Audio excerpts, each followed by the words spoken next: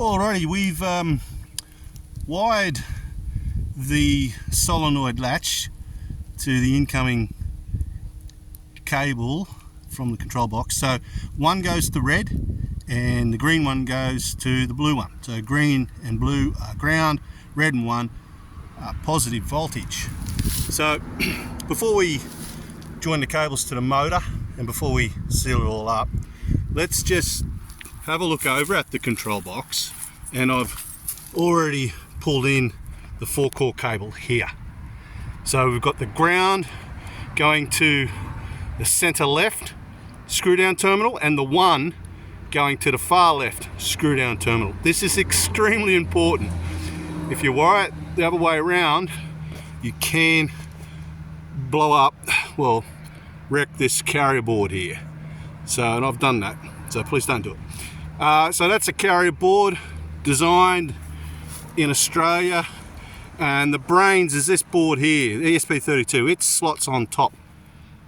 So this is the control box, solar controller there, joined to the battery down here. Battery feeds off to the carrier board, provides power to the ESP32 and takes inputs from that red and blue cable. Is our manual open button, which is this thing here. That comes standard with every package. You can have that disabled or enabled, and I'll show you how to do that shortly. These 3 wires come from the 2 grey cables are our inductive sensors. If you recall, we installed them earlier.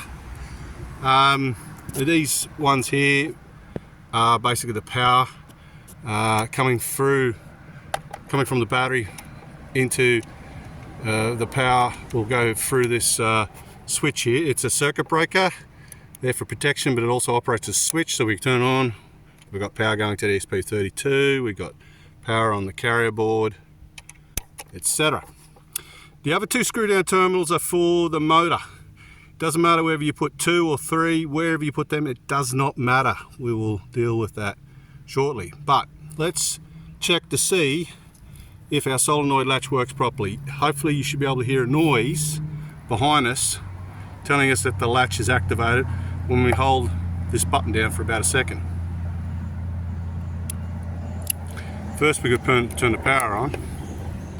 So we've got power. I don't know if you heard the latch, but it worked, which is great, but you can see and possibly hear the relays operating. So the latch is good. Next, let's check the motor.